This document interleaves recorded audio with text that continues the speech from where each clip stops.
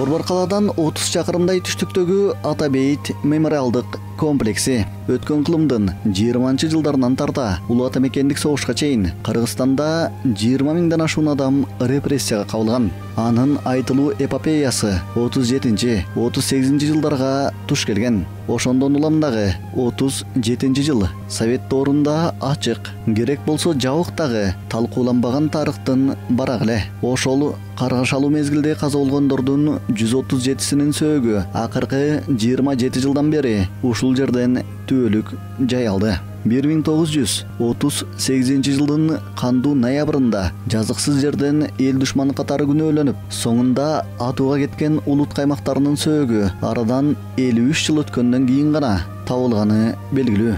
Анын табылыш тарыхы жана каармандары тууралуу кийинки чыгарылыштарда албетте сөз болот.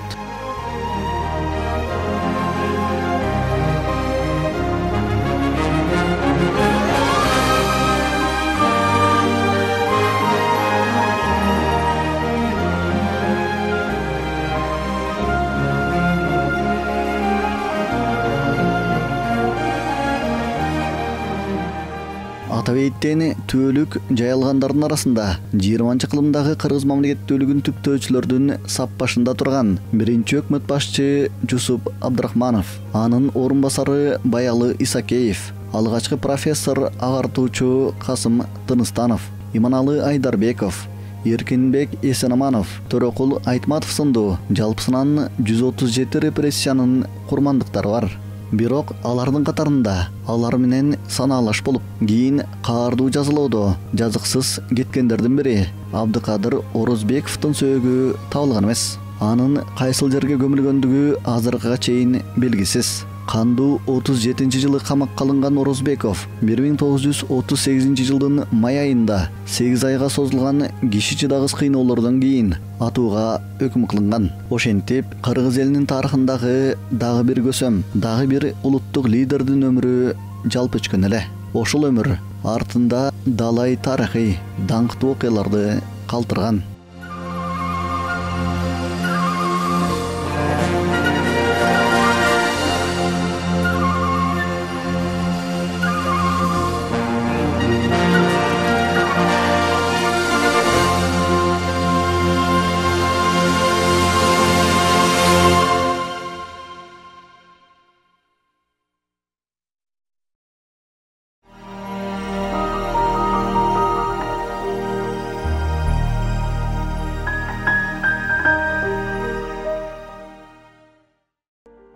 Абдыкадыр Орозбеков 1889-жылы дагы бир тарыхый маалыматтарда 1888-жылы Россия империясынын Фергана генерал-губернаторлыгындагы Маргалаң уездинин Охна кыштагында туулган. Баткен облусунун Кадамжай районундагы айланасын тоолор курчаган ошол айыл азыр Орозбековдун ысымын алып жүрөт.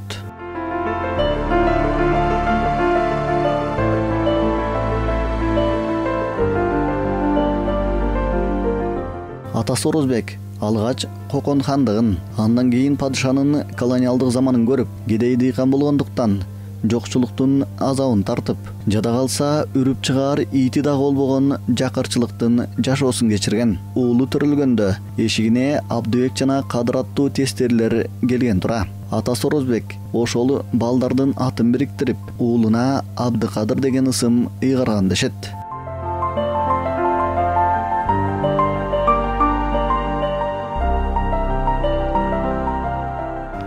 Эми Абдыкадыр Орозбеков жарык дүйнөгө келген мезгилде бул жалпы Кыргызстандын түштүгү Фергана облусуна карачу, анан Фергана облусуна анан тиешелүү жана уездерге кетчү да. Анан бул жердин мезгилде баягы жашоо бир кылк эмес болчу. Колунда бар адамдар, колунда жок адамдар, ушундай бир кара мээнет кылган адамдар деп булардын баардыгы мына ушундай турмуш ар түрлүү болчу. Абдыкадыр Орозбековдун деле турмушу оңой болгон эмес. Эгерде ата энеси бай, колунда бар адамдар болсо, анда Абдыкадыр Орозбеков Фергана шаарларына барбайт болчу. Фергана шаарларына барып, башка жерлерге барып, булар мандикерлик кылган. Мандикерлик деген ошо бир жерди баалап алып, бир ошо жердин кожоюну менен ошол ишти бүтүрүп, анан ошонун эмгек акысын алып, анан ошо менен үй бүлөсүнө барып, же үй бүлөсүн баккан, же ушундай бир ата энесине жардам берген. Абдыкадыр Орозбеков өзү мынау Кызыл Кыяга жакын жердеги Охна деген кыштакта 1899-жылы туулуп атпайбы. Бул Анжиян көтөрүлүшүнөн Орус империясынын колониалдык саясатына каршы эң ири биринчи жолку чыккан Анжиян көтөрүлүшүнөн 1 жылдан кийин төрөлүп атат. Анын атасы Чайрикер болгон. Чайрикер деген бул эми ошол учурдагы жалданмай эмгеги менен күн көргөн адамдар да базарга жалданып, ар түрдүү бирөөлөргө жалданып, ошондон тапкан акчасы менен көргөн үй бүлөдө. Анан ал эртеле жетим калып, жаш кезинен мында бул жол менен ошо 99-жылы туулса 12-13 жашынан баштап түздөн түз ишке аралашкан. Ал жанагы революциянын чордону болгон Анжиянга келген. Эми түштүк Кыргызстанды болсо биз тарыхта Россия империясы басып алган деп окуп жүрөбүз да. Анткени Кыргызстандын түштүгү Кокон хандыгынын курамында болуп, Кыргыздын белгилүү төбөлдөрүнүн бардыгы ошол хандыкта жакшы орундарды ээлешип, башкаруу саясат иштерине түздөн түз катышып тургандыктан бул хандык сөзсүз түрдө империяга кирүүгө каршы болгон. Биринчи этабында ошол Кокон хандыгынын несине каршы 73-76-жылдары болгон элдик көтөрүлүштө биринчи этабы ошол Фергана өрөөндөгү элдин баары акыркы чейрегинде Кокон хандыгынын незүүсүнө каршы күрөшсө, экинчи этабында уже 75-76-жылдары Орус империясынын баскынчылык саясатына каршы күрөшкөн дагы 76-жылы жеңилип, 76-жылы 19 февралда падышанын жарлыгы менен Фергана облусу деп түзүлгөн. Мындан кийин анан кыргыздар белгилүү Курманжандатканын баладары, алайлык кыргыздар ушу күз айларына чейин такаат көрсөтүп каршылык болуп отуруп, анан орус аскерлерине күчү жетпесин билгенде Абдылдебек Афганистандын өрүздөй кирип кеткен дагы Курманжандатка кырдаалды туурдап амдап Орус империясын. Мына ушундан кийинки эми Кыргызстандын түштүгү ошол кезде эле көп улуттуу болчу. Эң негизги калкы кыргыздар, өзбектер, тажиктер болсо, алардан сырткары кыпчактар, дунгандар, уйгурлар болсо, ушул кошулгандан кийин 90-жылдардан баштап бул жака орус келгиндери да көп келе башташкан. Андан сырткары түштүктө кен байлыктары көп.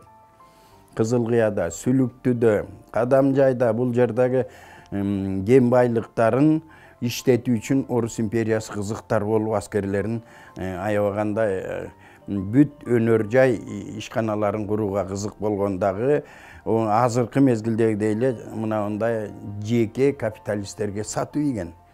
Ошолор иштеткенден кийин ошол кендерде, майды ишканаларда, ушунун баардыгында ошол аймакта жашаган улуттар, элдер биргелешип иштеп, бири менен бири жакшы мамиледе болушкан. Бирок Россия империясы ошол Борбордук Азиядагы, анын ичинде Фергана өрөөнүндөгү болгон сырье байлыктарын, кен байлыктарын болобу, жаратылыш байлыктарын болобу, анан пахтаны бүт бардыгын Россияны көздөй, өзүнүн мукташтыгына сырье, чийки зат түрүндө ташып кетип турган. Албетте, чийки зат түрүндө ташып кетүү аларга аябай арзанга түшкөн дагы. Абдыкадыр 4 жашка чыкканда атасы Орозбек көз жумат. Ошентип 1893 жылы эниси Эргеш 1 жашка толгондо энеси үчөөнүн ансыз деле мурда кедейчиликтин сазынып аткан турмушу ого бетер оорлошот. Мындай абалы Охнадагы жүздөгөн жакырлардын катарындагы атасы сүйбүлөдө 5 жылга созулат. 1998 жылы энеси Темиржан 2 уулун ээрчетип Ферганага көчүп кетет. Баса, көчүп деген сөз деле алардын турмуш абалы үчүн анчалык туура эмес. Анткени төөгө же арабага арта салчу оокаты деле болгон эмес. Болгону туугандарынан алган бир ишегине аз гана жүгүн артып, 2 уулун олтургузуп, энеси Темиржан Ферганага чейин жетелип барган дешет. Айтор келечектеги бүтүндөй бир республиканын Борбордук аткаруу комитетин 11 жыл бою жетектечүү инсандын турмушу ушундай башталган. Абдыкадыр Орозбековдун жашоосу деле ошондой болчу. Бул баягы үй бүлөсүн багуу үчүн, ата-энесине жардам берүү үчүн бул көбүнчө мына Фергана облусундагы шаарларга барып, ошол жерде мандикарлык кылып жүрчү. Ал убакта азыркыдай же Баткен же Ош бул облустун борбору болгон эмес. Ошон үчүн негизги эле мына Скобель шаары, Фергана шаары деген ошол шаарлар бул Кадамжайга дагы жакын болчу. Кадамжайдан ары өтүп эле ошол шаарларга барып туруп, ошол шаарлардан тиричилик кылып жүргөн. Ошол шаардын тегерегинде ошол областтардан кадимгидей жазгы, жайкы, күзгү иштерди аткарып, ошондон алган эмгек акысын, үй бүлөсүн багып, ата-энесине жардам берип жүргөн. Эми саясий кырдаалды болсо, бул биз ошол мезгилден баштап 70 Россия империясынын курамында болгондон Россиядагы жанагы революциялык толкундар, ар түрдүү партиялардын пайда болушу, 98-жылы жанагы Россиялык социал-демократиялык жумушчу партиясынын түзүлүшү, 1903-жылы алардын экиге бөлүнүп кетиши большевиктер, меньшевиктер болуп, эсерлердин партиясы, мына ушул эсерлер дыйкандарды болуп, мына ушул партиялардын өкүлдөрү дагы анын үстүнө ошол Россиядан ушундай ишенимсиз адамдарды Сибирге, Орто Азияга ошол учурда сүргүнгө айдап жиберип турган. Алар иштеген жерлеринде ушул Россия империясынын саясатына каршы, башкача айтканда падышачылыктын бийликке каршы ар түрдүү уюмдарды, коомдорду түзүп, аларга каршы ар түрдүү нааразычылыктарды билдирип турушкан болчу. Мына ошондой жашоону, карапайым элдердин арасындагы жашоону өткөргөндүгү үчүн бул Абдыкадыр Орозбеков ошол мезгилдеги адилетсиздикти, ошол мезгилдеги жашоонун кандай экендигин жакындан билген. Ошол мезгилде мына навайчы болуп иштеген, нан бышырып саткан делип атпайбы анын өмүр баянында. Ошол жердеги жанакы өзүнүн кожоюнун, же болбосо ошо шаар башчыларынын адилетсиздигин ушул көрүп, анан жана салыктарды көбөйтүгенде, жанактай кыйынчылыктарды жаратканда, мына Октябрь революциясына чейин эле бул ошол жерден карапайым элдердин кызыкчылыгын коргоп, дайыма жанакындай митинг болобу, ар кандай жыйын болобу, чыгып сүйлөп ошол жерде бул Абдыкадыр мыкты жигит, Абдыкадыр ушундай бир түз сүйлөгөн жигит, тайманбас деп ошондой бир кадимгидей таанылып, кадыресе таанылып калган. Мына ушуга байланыштуу ушу кезде жана Абдыкадыр Орозбеков Анжиянга келип калгандагы бул элден мурун нан жабуучу наабайканада. Ошол кезде эми бул өзбектердин ачкан наабайканасы болгон, чоң ири бүт шаарды камтып турган. Ошол жерде элден мурун таттуу нандар чыгарса, андан кийин бул нан бышыруучулардын жетекчилик орундарына чейин көтөрүлгөндө бул Анжиянда бир топ иштеп жүргөн. Анжияндан кийин анан ал Коконго, анан Ферганага кеткен. Мына ошондо бул шаарлардын баардыгы азыркы учурда Өзбекстан курамында турат. Бирок ал кезде мындай бөлүнүү болгон эмес, түздөн түз жанагындай тургандагы саясий кырдаал кыйла эле татаалдашып бара жаткан болчу. Ушул 19-жылдын аягындагы кырдаалда так ушу мезгилде төрөлгөн Абдыкадыр Орозбеков атайын билим алган эмес, жөн эле эмгек жолун баштап, анан ошол жерде башка улуттагы жанагы саясий уюмдардын кызматкерлеринин иштерине аралашып, анан өзү негизи жаратылышынан демилгечил, өз оюн ачык айта билген, кыракы адам болгон болсо керек деп ойлойм да.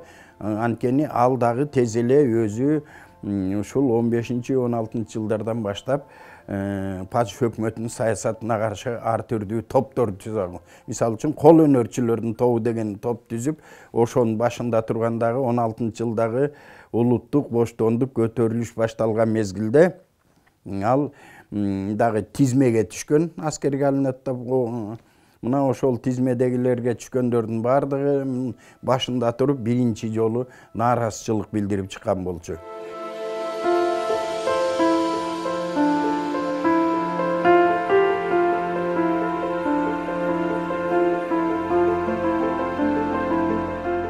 Ойносо кечке чейин дагы оюнга тойбочу кезинде Ферганадагы байманаттардын малын кайтарып, күнүмдүк ар кайсыл жумуштарда жалданып иштеген. Бул аралыкта энеси Темиржан турмушун жаңыртып, эниси Эргеш экөөсү өгөй аталуу болот. Аңгыча дароо эле доор алмашып, келечекте совет бийлигин орнотуучу 20-кылымдагы кирип келет. Көп улуттуу Ферганада анын артынан ээрчип, тааныш болууну каалагандар көбөйгөн учур эле. Эми ал ири шаарлардагы наабайканалар ошол мезгил өндүрүштүк негизде коюлуп, бир наабайканада жок дегенде бир 20-30 киши эмгектенгенде шаарды ошол учурда нан менен камсыз кылуу үчүн. Бул жана ар түрдүү улуттагы элдердин биргелешип иштешине эле шарт түзгөн. Анын карьералык өсүшүнө ал эч кандай эле өзү ушу наабайканада иштеп калып эле нан бышыруучу болгон боюнча ошол кетти дагы. Анан Октябрь революциясы ишке ашкандан кийин ал түздөн түз жаңы коомду, жаңы түзүлүштү курууга аралашып катыша баштады. Ал ошол учурдагы жана биз басмачылар деп коюп атабыз, басмачылардын алгачкы мезгилинде алар деле өз мамлекеттүүлүгүн түзүүгө күрөшүп, бара-бара бирок көпчүлүгү өзүнүн элине каршы чыгып алгандыгын окуп жүрөбүз да. Мына ошолорго каршы да күрөштү жетектеп кетишкен. Эми шаарларда ошол мезгилде негизинен элди нан менен камсыз кылган ошо наабайкана болгон.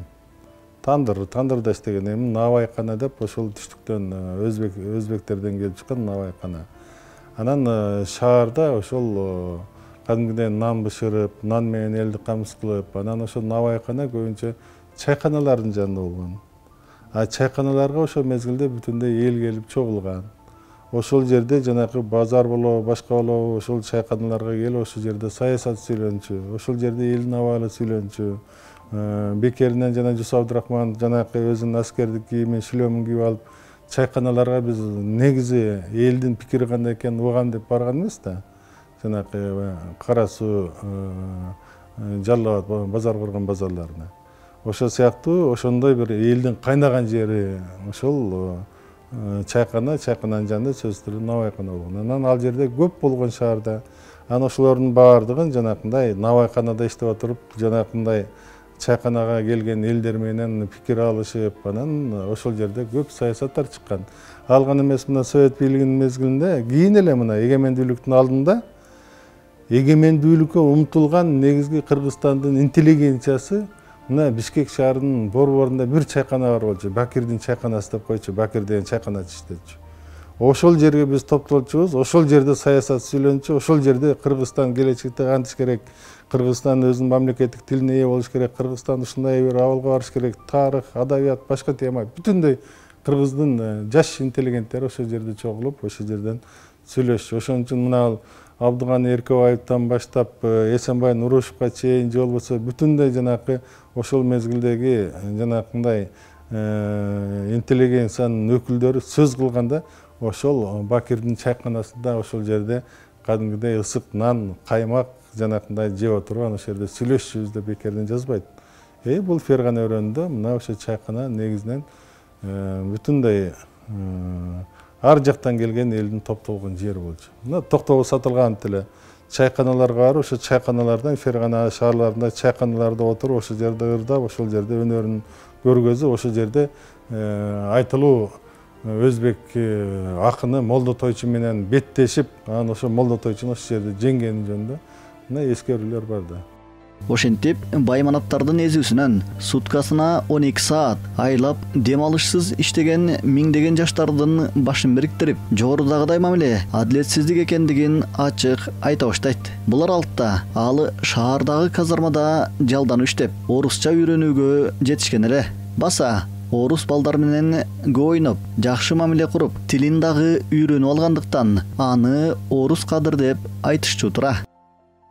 Мына ошондой жашоону, карапайым элдердин арасында жашоону өткөргөндүгү үчүн бул Абдыкадыр Орозбеков ошол мезгилдеги адилетсиздикти, ошол мезгилдеги жашоонун кандай экендигин жакындан билген.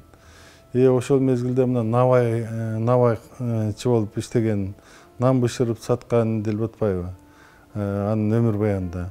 Ошол жердеги жанакы өзүнүн кожоюнун, же болбосо ошо шаар башчыларынын адилетсиздигин ушул көрүп, анан жана салыктарды көбөйтүгенде, жанактай кыйынчылыктарды жаратканда, мына Октябрь революциясына чейин эле бул ошол жерден карапайым элдердин кызыкчылыгын коргоп, дайыма жанакындай митинг болобу, ар кандай жыйын болобу, чыгып сүйлөп, ошол жерде бул Абдыкадыр мыкты жигит, Абдыкадыр ушундай бир түз сүйлөгөн жигит, тайманбас деп ошондой бир кадимгидей таанылып, кадыресе таанылып калган.